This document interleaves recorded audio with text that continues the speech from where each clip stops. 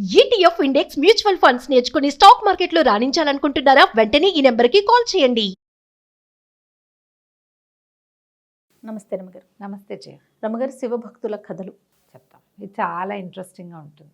నందనార్ కథ.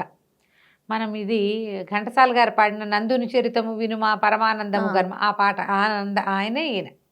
ఓహో. తిరునాలైపోనారు నాయనార్ అంటారు ఈయన్ని పేరు. ఓకే. నందనారు ఆయన పేరు. అయితే ఈయన చోళరాజ్యంలో ఆదనూరు అని ఒక ఊరికి చెందినవాడు. మహాశివభక్తుడు. కానీ ఈయన అంటరాని వాడట. 63 మంది నాయనార్లలో ఈయన ఒక్కడే అంటరానివాడు. మిగిలిన వాళ్ళంతా వేర్వేరు కులాలకు చెందిన వాళ్ళు ఉన్నారు. వైశ్యులు, బ్రాహ్మలు, తర్వాత వెల్లాల కులస్తులు అలా ఉన్నారు చాలా. అంటే తమిళంలో ఈ వెల్లాలంటే మన వైపు ఏమంటారో నాకు తెలియదు. ఈ పేర్లు రాయబడి ఉన్నాయి. ఇతను ఒక్కడే పంచముడు, అంటరానివాడు. కానీ మహాభక్తుడు. చాలా ఉత్సాహంగా శివదర్శనం చేసేవాడు ఆయన. అయితే ఏదైనా దేవాలయానికి వెళ్తే ఆ దేవాలయానికి సంబంధించి చుట్టుపక్కల ప్రాంతాల్లో తోటలు పెంచేవాడు, చెరువులు తవ్వేవాడు. కుర్రాడు కాదు, చిన్నతనం నుంచి ఉంది భక్తి. వయసు పెరిగే కొందికి అక్కడ కొంతకాలం నివసించి దేవాలయానికి అనుబంధంగా ఓ చెరువు తవ్వివ్వటం ఒక్కడే చేసేవాడు. కొన్ని మొక్కలు, పువ్వుల మొక్కలు, దేవాలయానికి మంచి పూల తోట లేదనుకో, ఆ పూల తోట పనంతా చేసేవాడు. అది ఆయన సేవ. అట్లాంటి సేవ చేసేవాడు అనమాట. పెద్దగా దేవాలయ ప్రవేశాలు లేవు ఆ రోజుల్లో. కొన్ని దేవాలయాల్లో చిన్న చిన్న ఊళ్ళలో ఏం అనేవాళ్ళు కాదు. ఇతను భక్తుడని, ఇట్లా దేవాలయానికి సంబంధించిన సేవ చేస్తాడని ఆ అవగాహన చుట్టుపక్కల ప్రాంతాల్లో ఉంటుంది కదా. ఇక ఆయన కులాన్ని పట్టించుకునేవాళ్ళు కాదు కొన్ని చోట్ల. అయితే ఈయన ప్రతి ఏ ఊరైనా క్షేత్రం చూడాలి అనిపిస్తే అక్కడికి వెళ్ళిపోయేవాడు. దేవాలయానికి అవసరమైతే వాళ్ళకు చెరువు తవ్వి పెట్టడం, ఆ పనులన్నీ చేసి పెట్టి కొంతకాలం అక్కడ నివసించి స్వామిని దర్శించి సేవించుకుని మళ్ళీ ఆదనూరు తిరిగి వచ్చేస్తూ ఉండేవాడు. ఒకసారి తిరుపున్కూర్ అని ఒక ఊరు వెళ్ళేటట్టు. వెళ్ళి అక్కడ దర్శనం చేయటానికి గుళ్ళోకి రానివల, కాకపోతే గుడి బయట నిలబడి దర్శనం చేసుకోవచ్చు, ఏమీ కాదనేవారు కాదట. అయితే సాధారణంగా శివాలయాల్లో ఎలా ఉంటాయి, పరమ శివలింగం ఎదురుగుండా నందీశ్వరుడు, నందికి వెనకాల నిలబడ్డవాడు పొడుగ్గా ఉండి మనం సన్నిధిలో ఉన్నామనుకో, ఇదే శివలింగము, ఇదే నందీశ్వరుడి వెనకాల నిలబడ్డవాడికి శివదర్శనం నేరుగా అయిపోతుంది. దూరంగా నిలబడ్డవాడికి నందీశ్వరుడి పృష్ఠమే కనపడుతుంది, శివలింగం కనపడదు. తెగేడి చెట్టు ఆయన అక్కడి నుంచి దర్శనం కాలేదు, నేను దర్శనం చేసుకోలేకపోయాను, శివదర్శనం కాలేదంటే నంది ఇట్లా పక్కకి ఒరిగేది. బా, ఇప్పుడు కూడా తిరుపున్కూరులో పక్కకి ఒరిగిన నందీశ్వర విగ్రహం ఉంది, ఇప్పటికీ ఉందట. శివదర్శనం చేయించటం కోసం తనలాంటి వాడే భక్తుడని నందీశ్వరుడు స్వయంగా తను పక్కకి వంగిన దృశ్యం. ఎంతో కాలం ఆ దేవాలయంలో ఆ వంగి నందీశ్వరుడు పక్క నుంచి చూసేసి స్వామిని ఒక పెద్ద చెరువు తవ్వి పెట్టాడట ఆ తిరుపున్కూరు దేవాలయానికి. ఇప్పటికీ కూడా నందనార్ తవ్విన చెరువుగా ఉన్నదట. అది అక్కడ ప్రాంతం అయితే నాకు తెలీదు, ఇలా చెప్పబడింది. అయితే ఈయనకి చిదంబరం వెళ్ళాలని చాలా కోరిక.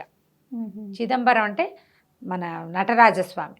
పైగా పంచభూత శివలింగాలలో పంచభూత లింగాలని చెప్తారు కదా, ఆకాశలింగం ఇక్కడ ఉందని చెప్తారు చిదంబరంలో. ఈ చిదంబరంలో ఉండే ఆకాశతత్వము ఇది ఏమిటంటే ఏమీ లేదు అక్కడ, చిదంబర రహస్యం అంటారు. అది ఏమిటో ఎవరికీ తెలీదు.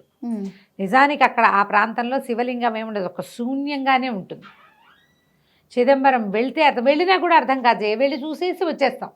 నటరాజస్వామిని చూస్తారు అందరూ,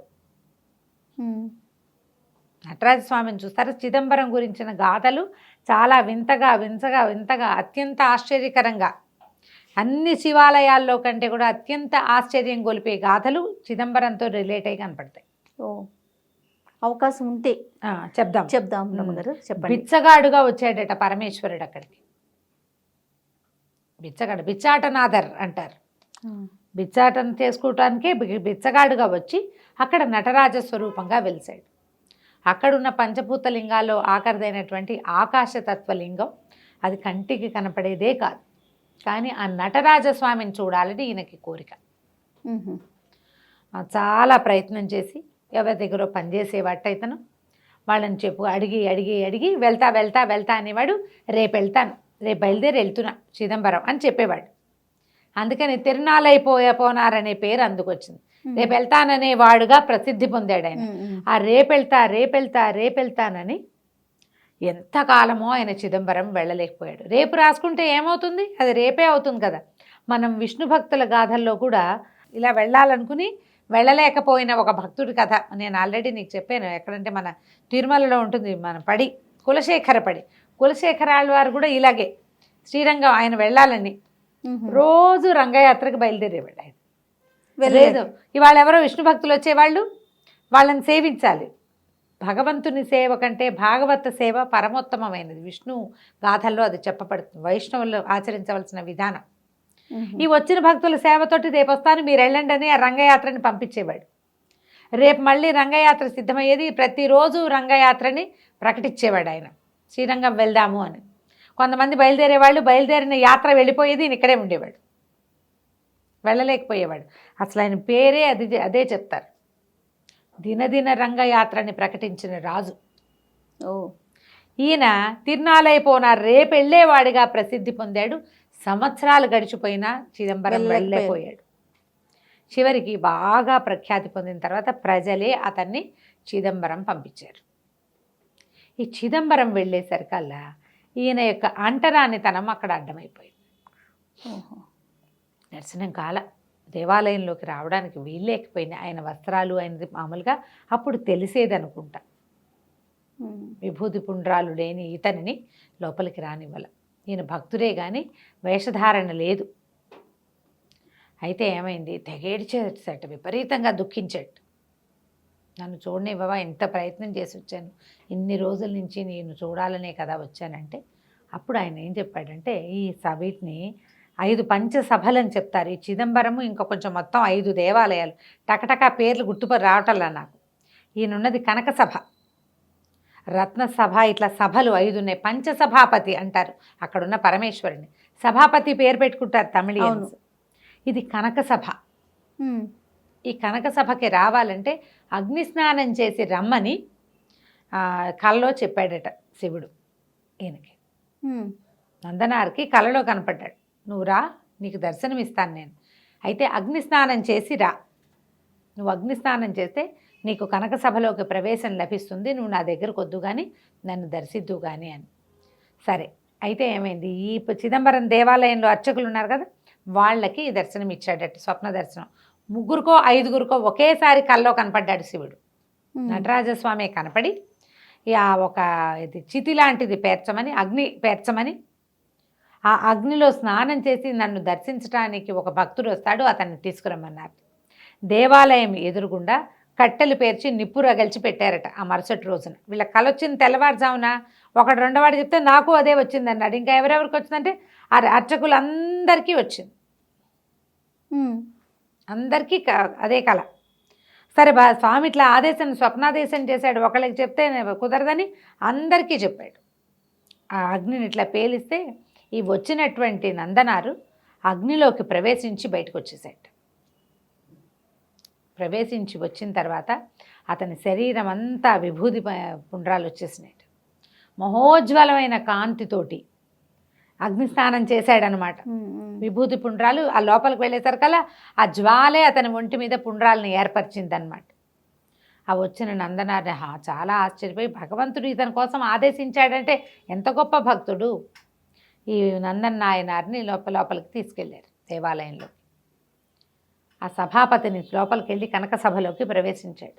అది ఎట్లా ఉంటుందంటే, ఒక పెద్ద స్ఫటికలింగం, నటరాజస్వామి స్వరూపం. ఆయన ఎట్లా ఉంటాడు, నటరాజస్వామి పాదాల కింద ఒకడు ఉంటాడు, ఒక కాలు పైకెత్తి ఉంటుంది, తర్వాత జుట్టు 2 పక్కలకి ఇట్లా జ్వాలల్లాగా పైకి వెళ్ళిపోయినట్టుంటాయి, ఒక నాట్య భంగిమలో ఉంటాడు. ఆయన చూసేసరికల్లా చాలా సంతోషించి ఎంతో ఉచ్చైస్వరంతో గానం చేసి చాలా సంతోషించాడు.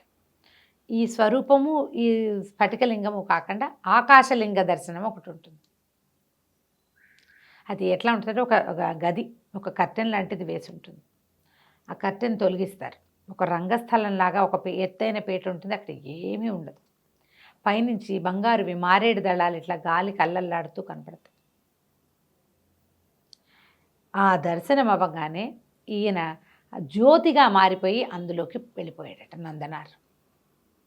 ఈ మొత్తం భక్తులందరూ చూస్తూ ఉండగానే, బా అర్చకులంతా చూస్తూ ఉండగానే జ్యోతిగా మారి ఆకాశలింగంలోకి వెళ్ళిపోయాడు. ఇదంతా పరమాద్భుతంగా ఆశ్చర్యపోయారు. స్వామి చరిత్ర ఎలాంటిది, లీల ఎలా ఉంటుందంటే ఎవడికి ఎప్పుడు ఎక్కడ ఎలాంటిది కల్పిస్తాడో భగవన్మాయ మనకు అసలు అర్థం కాదు, తెలీదు, మనం తెలుసుకోలేకపోతాం. ఒక్కొక్కడికి ఎవరికో బుద్ధి, వాళ్ళు ఏదో మామూలుగా ఉంటారు సాధారణ జీవనం, కానీ వాడి భక్తి ప్రపత్తులు వేరేగా ఉంటాయి. అవును, అసలు వాడి జనరల్ లివింగ్కి అతనుకున్న భక్తి తీవ్రతకి సంబంధమే ఉండదు. మనం నాయనార్ గాథల్లో అలాంటివి చూస్తాం. ఈ నందనార్నే తిరునాలైపోనార్గా నందనార్గా చెప్పేవారు. తిరునాలైపోనార్ నాయనార్ ఆయన పేరు. ఈ మొత్తం 63 మందిలో ఒకే ఒక అంటరానివాడుగా చెప్పబడినప్పటికీ అలా సశరీరంగా భగవంతుడిలో చేరిన అతి తక్కువ మందిలో నందనారు కూడా ఒకడు. బా ఏముంది కదా కథ, ఎంత అద్భుతం రమ్మగారు. కానీ కార్తీక మాసంలో ఇలా శివ భక్తుల కథలు వినటం నిజంగా చాలా అదృష్టం అండి. నమస్తే రమ్మగారు. నమస్తే.